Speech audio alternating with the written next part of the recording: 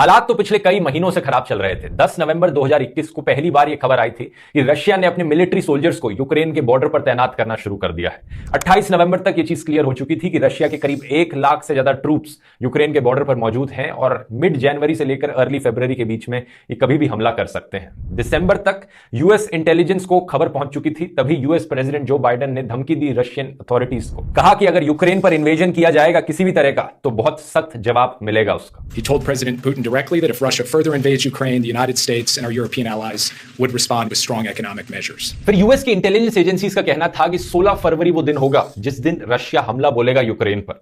लेकिन 16 फरवरी आया और कुछ भी नहीं हुआ।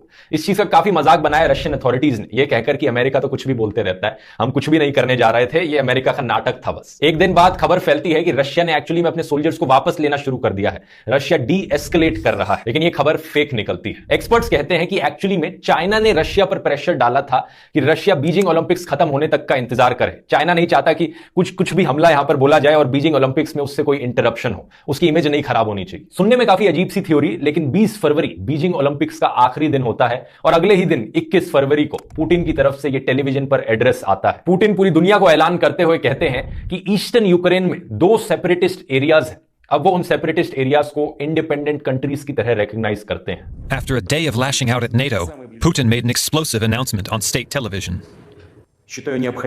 I think it is necessary to make a long overdue decision to immediately recognize the independence and sovereignty of the Donetsk People's Republic and the Luhansk People's Republic. इन 2 regions का नाम है डोनेट्स्क और लुहांस्क। आइए नक्शे पर एक नजर डालते हैं।